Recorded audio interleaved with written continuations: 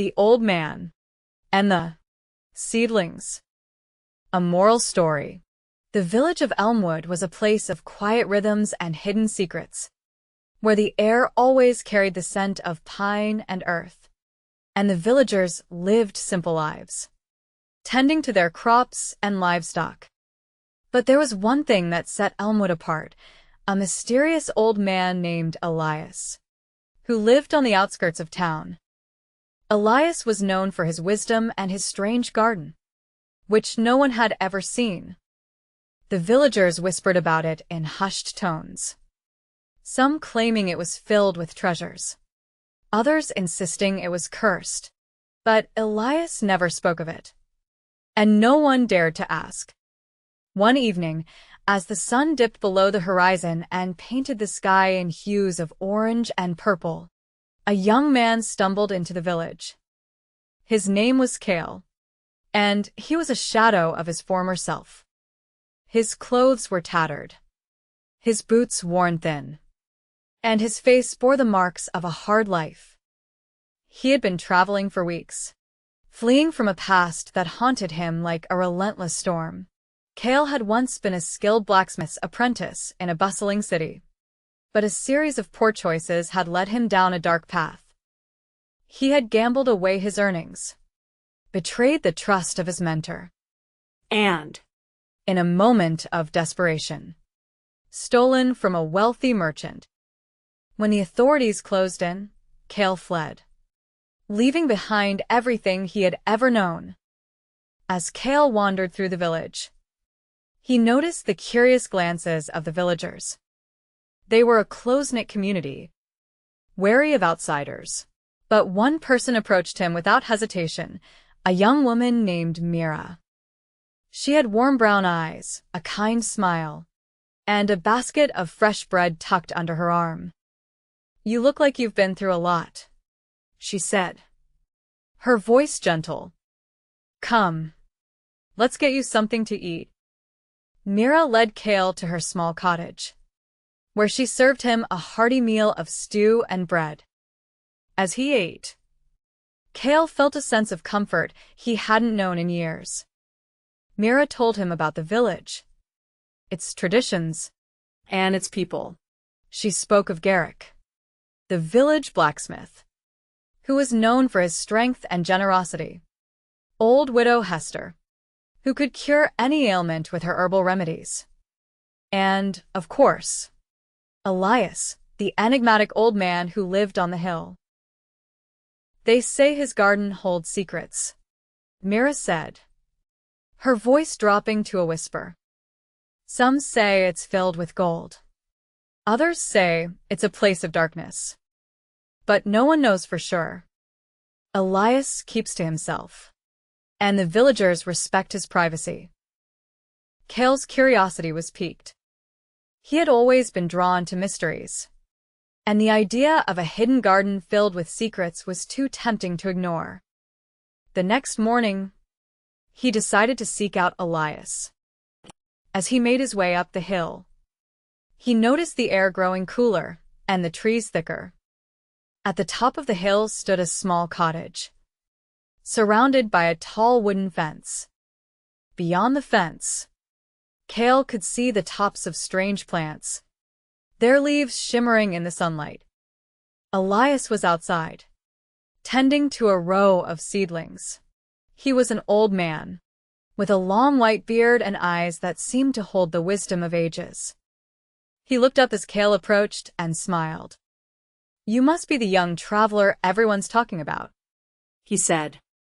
"What brings you to my humble abode?"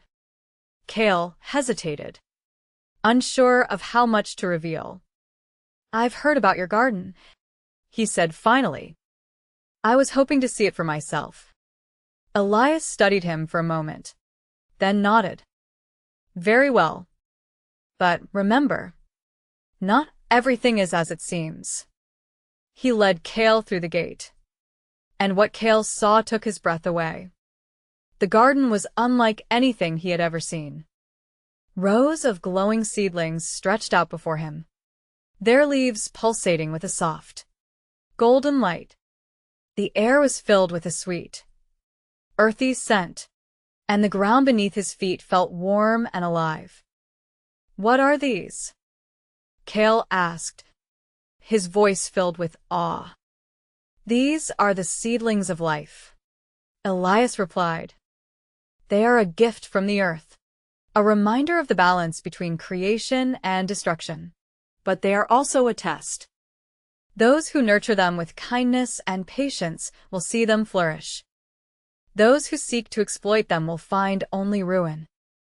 Kale didn't fully understand Elias's words, but he was captivated by the garden. Over the next few days, he returned to help Elias tend to the seedlings. As he worked, he felt a sense of peace he hadn't known in years. But his curiosity soon turned to greed. He began to wonder what the seedlings could do for him. Could they bring him wealth? Power? Redemption? One night, as Kale lay in bed, he heard a knock at his door. It was the stranger, a tall, cloaked figure with a voice like gravel. "I know what you seek," the stranger said. "The seedlings hold great power, but Elias will never share their secrets. If you want to unlock their potential, you must take matters into your own hands." Kale was torn. He had grown to respect Elias, but the stranger's words planted a seed of doubt in his mind. What if Elias was hiding something? What if the seedlings could change his life? The next morning, Kale returned to the garden. But this time, he came with a plan. While Elias was distracted, he dug up one of the seedlings and hid it in his bag. As he did, he felt a sharp pain in his hand, as if the seedling had bitten him. Ignoring the pain, he hurried back to the village. But as the days passed, Kale began to notice strange changes.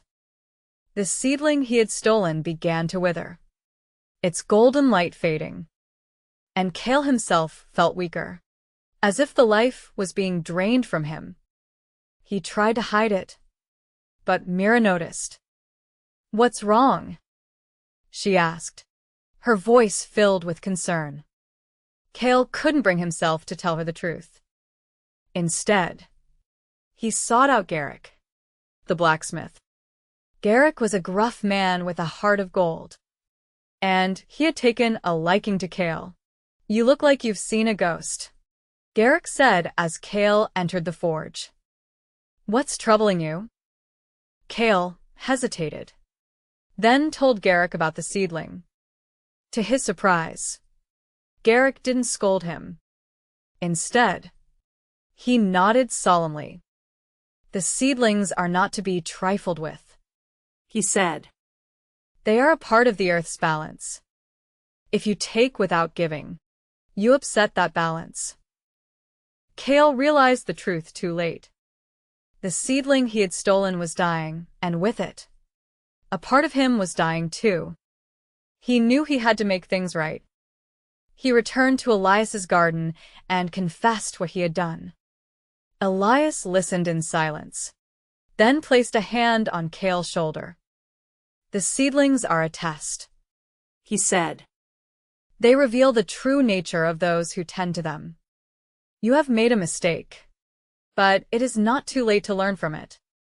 Elias led Kale to the center of the garden, where a single seedling remained. "This is the heart of the garden," Elias said. "It is the source of all life here.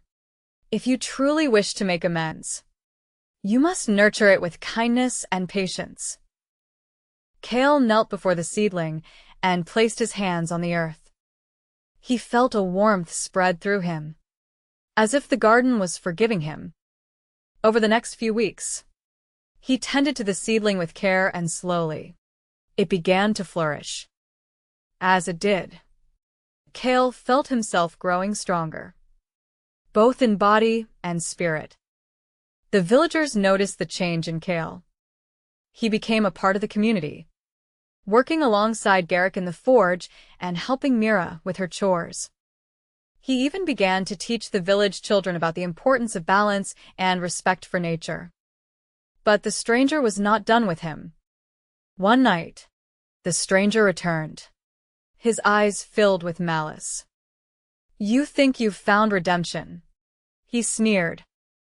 "But the seedlings, power is not meant for the weak. If you won't take it, I will." The stranger stormed into Elias's garden and began to uproot the seedlings, his hands blackening as he did. Kale tried to stop him, but the stranger was too strong. Just as it seemed all was lost, Elias stepped forward. With a wave of his hand, the earth itself rose up and engulfed the stranger, pulling him into the ground. The garden fell silent, and the seedlings began to glow brighter than ever. Elias turned to Kale and smiled. "The garden has chosen you," he said. "It has seen the goodness in your heart. But remember, true power lies not in taking, but in giving." Kale nodded, his heart filled with gratitude. He had found a new home in Elmwood, and a new purpose. The garden had taught him the importance of balance, and he vowed to protect it for the rest of his days. Mira had always been a beacon of light in the village of Elmwood.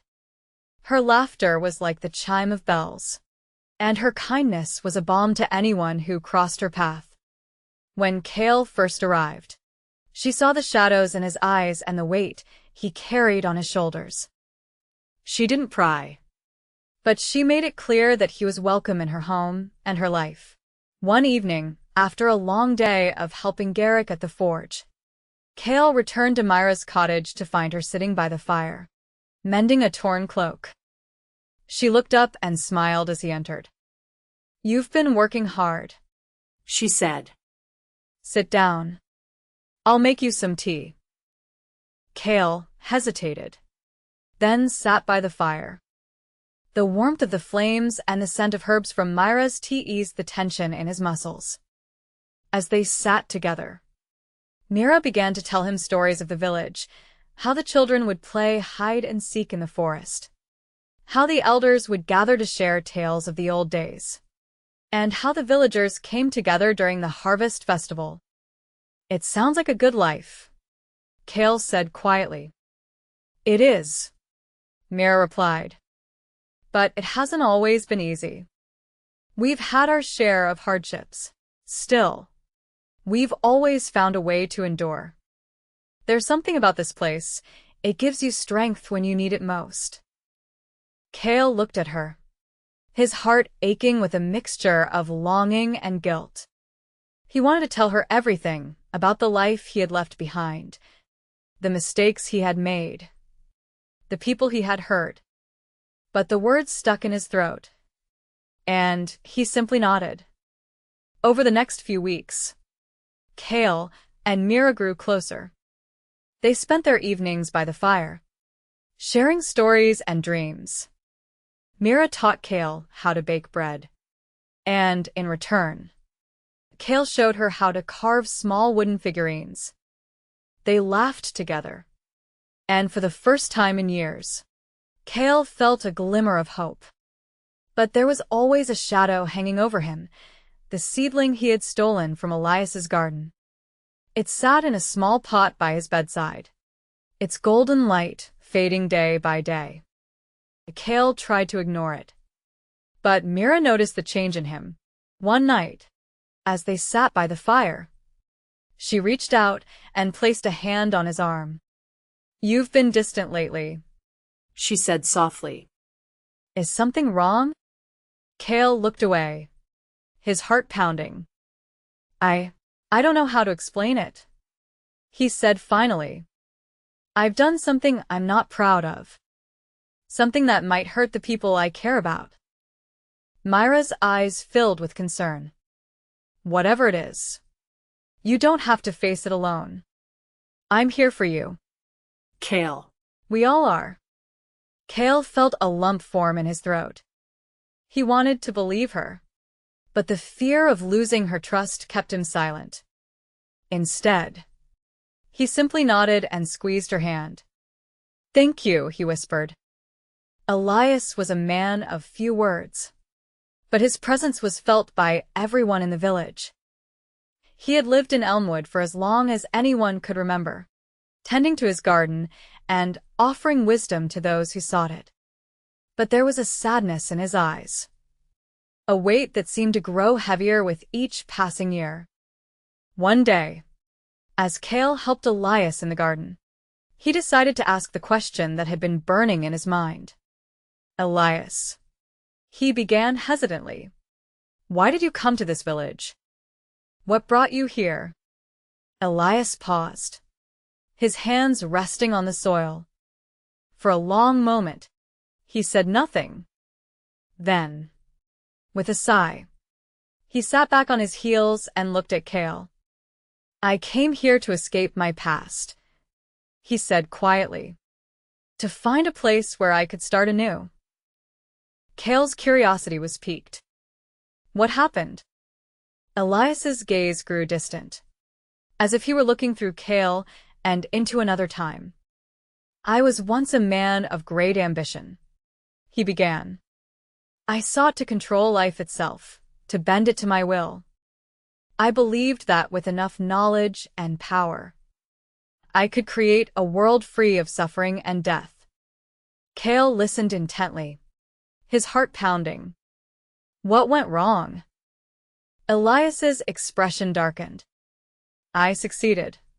In a way, I created a garden much like this one, filled with seedlings that held the power of life. But I was arrogant. I thought I could use that power without consequence. I was wrong. He paused, his hands trembling slightly. The seedlings began to wither, and with them, the land around them. Crops failed, rivers dried up, and people grew sick. I realized too late that I had upset the balance of nature. In my quest to control life, I had brought death. Cale felt a chill run down his spine. What did you do? I destroyed the garden, Elias said, his voice heavy with regret. I burned it to the ground and fled. I wandered for years, searching for a place where I could atone for my mistakes. And then I found Elmwood.